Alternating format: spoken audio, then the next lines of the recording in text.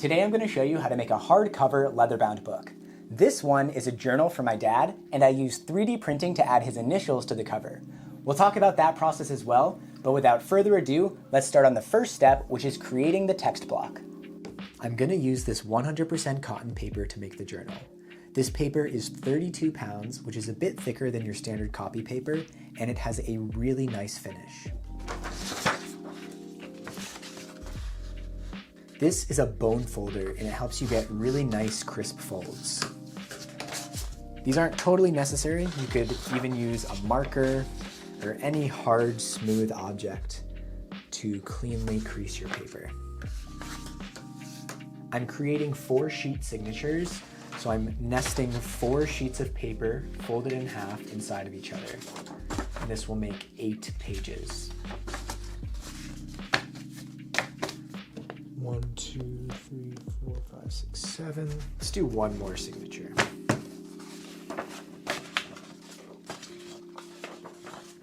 Eight signatures.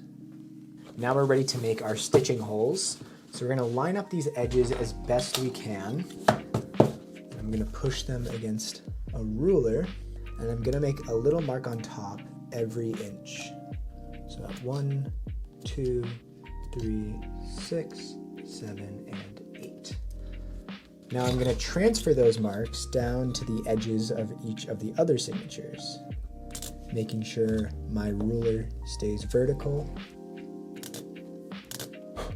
Now those marks are where I'm going to poke stitching holes. So now I can separate my signatures. Now again, I'm making sure my edges stay nice and aligned before unfolding each signature, and I'm using my ice pick to poke stitching holes at each of those marks right on the crease.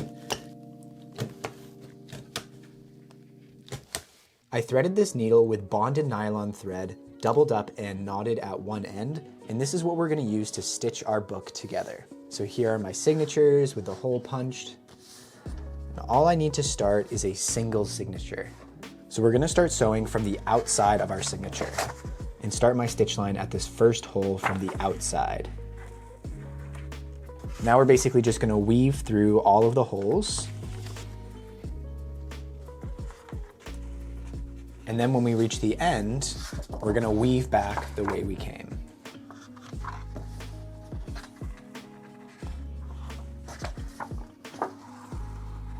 Here's our final hole where we started with the knot, going through that back to the inside. Now that we're back on the inside, we're going to take our needle and thread it under this stitch here, and then tie a knot on the inside. Pull it tight, and then we're going to insert the needle back through this hole and pull the knot to the other side. Now we can take a second signature and sew that one onto this. We're going to insert our needle into the matching hole, and then on the inside, weave to the next hole, pull it through. And now this is the really cool part. We're gonna link this signature to the one below it. Now we're gonna take our needle and thread it under this stitch, pull it through, and then back up the other side. So we're basically making a loop around the stitch below it. And then we're gonna go back through the hole on our new signature. And we're gonna repeat that process all the way down the stitch line. Through the hole, under the stitch in front, pull it tight, loop around,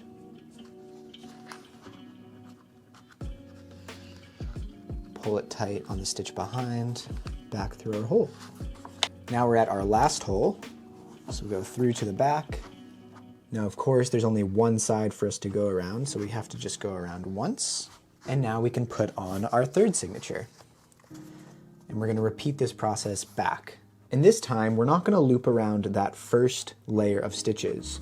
We're actually going to go between the first and second signature, open up our booklet, find our needle there, and put it back through here. So we're looping around now sort of between the signatures. we'll go back through our hole. So I kind of ran out of thread here, but it's not a big deal. All we're gonna do is tie a knot on the inside, same way we did before. So loop our thread under the stitch and then tie a knot on that stitch. And then we're going to pull it through to the back. Cut off our thread. I rethreaded my needle. Now we're just gonna sew into the same hole and continue binding. So now since we're at the end, just like before, we're gonna insert in between our first and second signature, find our needle on the inside, go around our stitch. Just like before, stitch in our first hole from the outside and repeat the same process all the way down. We're gonna poke our needle between the second and third signature, open up our booklet, find our needle, pull through, and then loop around the stitch, pull through, and back into the hole. As we're stacking up signatures, we have this really pretty chain stitch building up. Onto our last stitch. We're gonna do the same thing we've been doing for the end, so go around and come back up our existing stitch. We're gonna go back in our hole, loop under our stitch, tie a knot on our string, and then go back out this hole to the outside, pull our knot out, and trim off the excess. And there's our text block all stitched together. I'm gonna use this 92-pound paper made by Canson for my end pages. End pages are an opportunity to get really creative with your book. You can use marbled paper, you can use handmade paper. You do want your end pages to be strong, so I wouldn't recommend going with a really thin handmade paper. If you do, I would recommend laminating it to a stronger piece. Cut your end paper to the same sheet size as you used for your text block. For me, that's 8.5 by 11 inches, which this comes in stock, so I can just go ahead and fold it in half the hamburger way. And I need 2 sheets, one for my front end paper and one for my back.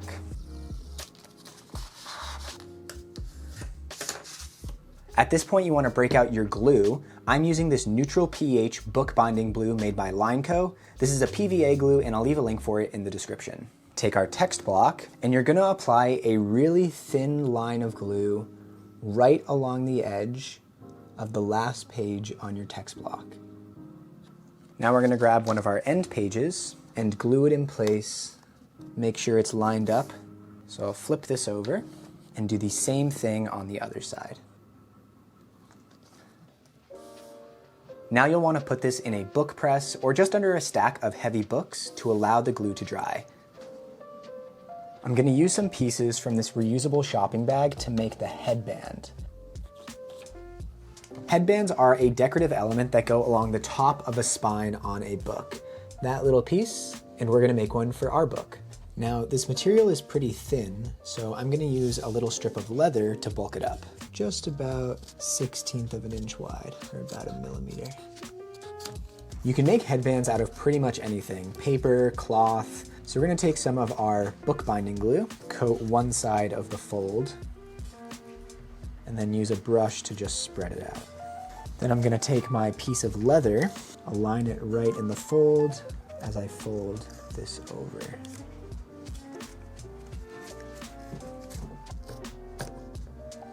And we want each headband to be about the width of our text block, if not slightly shorter.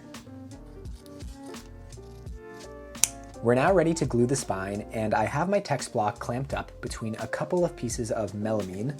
This is the point where you can use a book press if you have one, and when I clamped it together, I just shifted the pages to make sure that all the signatures were lined up. So I have here with me my glue, a paintbrush, my 2 headbands, and I also have a piece of muslin. This is a loose woven cotton fabric, and it's going to reinforce the spine. I cut this piece of muslin so that it leaves about 1 inch gap on both sides of the spine, and it will wrap around the text block by about 2 inches on both sides. This is 6 inches long by 7 inches wide. So we can start by applying a line of glue to our spine, and we're gonna brush that glue into all the nooks and crannies.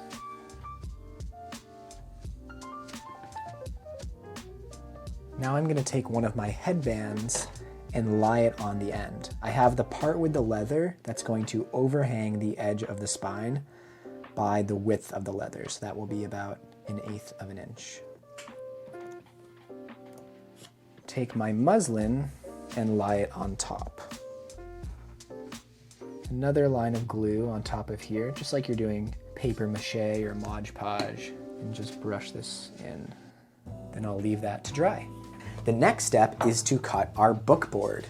Now, this isn't book board. This is 2 layers of leather bag liner glued together. Bookboard is a purpose-made product, sort of like fiberboard, but I already had some leather bag liner, and I found that by gluing 2 layers together, I got the same thickness as proper bookboard. This is about 1/16 of an inch thick, just about 2 millimeters. So we need to cut 3 pieces, 1 for each cover and 1 for the spine. Let's start with the cover pieces. I'm gonna take my text block and measure its width. I'll say 5 9/16. And to that, we wanna add 1/8 of an inch so we have a bit of an overhang on our cover. 9/16, 10, 11. And I'll use my rotary cutter to cut that to width. And then for the height, we're going to measure the height of our text block, including the headbands. That is 8 3/4 inch. And then we're gonna add 1/4 of an inch to that so that we have an 1/8 inch overhang on the top and the bottom.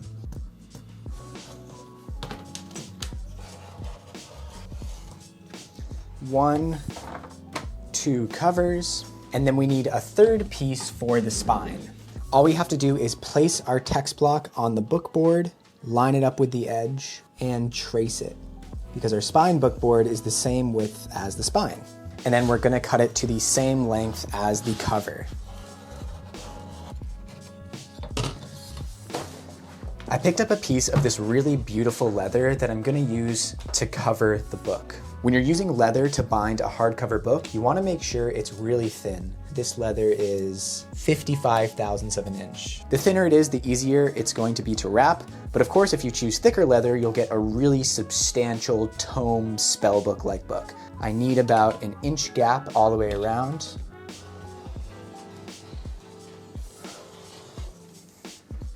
Lovely. I want to add my dad's initials to the cover, and to do that, I'm going to use a really cool 3D printed embossing technique. I made a whole separate video about this process, so if you want more details about how to do this, I will link that video in the description. So we have our 3D printed positive, the letters are all held together with the brim, and we are going to glue this to our book board. So I'll just trace around the brim so we know where to glue it down. And just glue that inside our outline. And there is the positive part of our stamp. So we can lay out our book boards. We got our front cover, which will go on the left side so that when we open it, the embossing is on the front. Set these aside for right now and we'll focus on the front. Now our negative doesn't fully cover the book board, so I'm going to glue this in stages. I'm gonna start by only gluing the part which is under the negative. Ideally, we would have the negative cover the entire book board, which we could do, but that would require a lot of 3D printing filament and time, and I think this will still work out really well and just have less waste. Grab my brush and just brush that into all the nooks and crannies. And I'll take that and turn it upside down on my leather. And then very carefully, trying not to slip anything, turn it over. And you can already see the positive coming through. So I'll take my negative and just start pushing it into place. There you go, you can already see it coming through. That's gonna look really good. And then I'll place a piece of scrap wood on top and use the long reach clamp to apply a bit of pressure. We don't need to do too much. As you saw, the impression was already taking shape. If we apply too much pressure, we're gonna get a really harsh line around the border of our negative. It's been about 30 minutes, so let's take the clamp off and see what we got. Ooh, that looks good. We barely even got a border around it. Nice. Super happy with that. All right, so now we can put some glue on the inside and glue the rest of this down.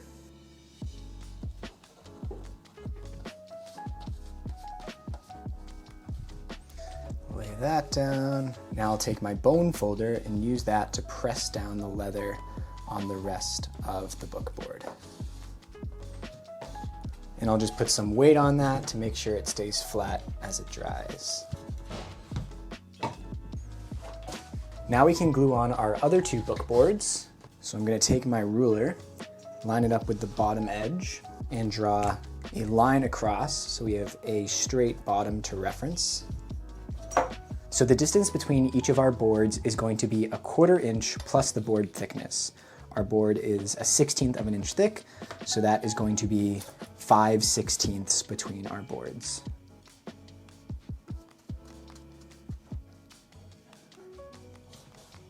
And finally, we can glue on the book board for our back cover.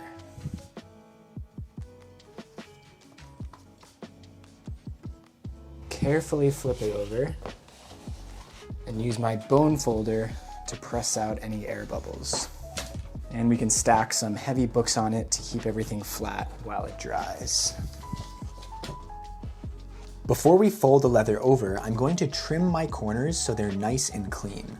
So I have a pair of leather scissors here, and I'm putting my scissors at about a 45-degree angle and then angling them in towards the corner slightly. Now I'm going to cut a slit, not to the corner, but to about the bookboard thickness away from the corner. And one snip like that. And then same thing on the other side, 45 degrees, come in a little bit. And you're gonna trim each corner so that it forms that shape. That way, when we fold it over, our corners overlap one another, but they don't extend over the edge. So I'll take my bookbinding glue. So I wanna make sure I get glue in the crease between the board and the leather. Brush that flat. If you brush inwards, then you don't have to worry about getting glue on your cutting mat or on your table, just as long as you make a big enough border. And then you can take your whole bookboard assembly and use the table to crease the corner. And then once you have a crease, fold it over the edge and push it down. And pull this really tight as you're doing it. This will give you a really clean, beautiful edge, and just gradually work your way back and forth. The nice thing about PVA glue is it's relatively tacky. So after you press down thoroughly, it should hold on its own while you glue the rest of the edges. Awesome, and we can move on to our next edge.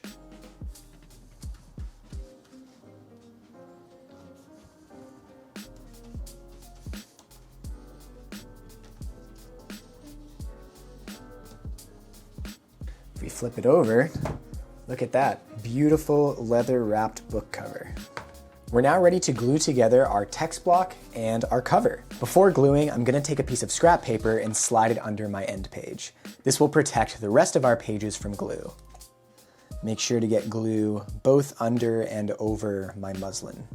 And you wanna make sure you get glue all the way to the edges. That's why the paper is really handy, because we're brushing off of the paper to make sure we have full coverage. And then carefully glue on our cover. So I'm pushing the text block into the spine as I fold it over, and then folding this down on top. Then I can open it up and use my bone folder to squeeze out the air bubbles. We have a little bit of squeeze out, so I'm gonna take another piece of scrap paper and place it between these pages before closing the book. Now I'll repeat that process on the other cover.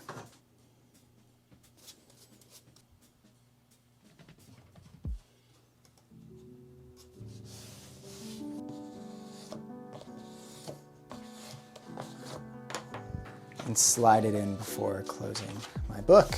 Place some heavy books on top to make sure everything dries flat and strong. Leave that there for a few hours and then see our final book. So the glue is dry, and there is our final leather bound book. I am super happy with that. I think my dad is gonna love it. The only thing I would change is to increase the space between the spine board and the cover board. As you can see, there isn't much of that crease between the spine and the cover, and I think that's because the leather is relatively thick compared to a store-bought hardcover book. So the gap that I used is probably too small, but I think my dad's gonna love this. Only thing left to do is pack it up, send it in the mail. This is Dad opening the present from Morley. Hi, Morley. I'm very excited. I've heard so much about this. It's been sitting waiting for me. Now I'm going to open it. It feels bookish. Oh, look at that. It's got my initials on it. CJK, everybody. That's beautiful. Leather bound. Dad, happy birthday. Thank you for being such a wonderful father and role model. I'm looking forward to taking you on a trip as memorable as the Montana trip one day. Love, Morley. Very nice, George. Oh, so you know what I do, Morley? When we go on our trip, I'm gonna use this as my journal. So, Jordan, Morley, you gotta start planning a trip. I'm semi-retired, and you don't want to wait too long. Time is ticking. Then you're gonna be pushing me around in a wheelchair. Let's get moving. I love it. Thank you, honey.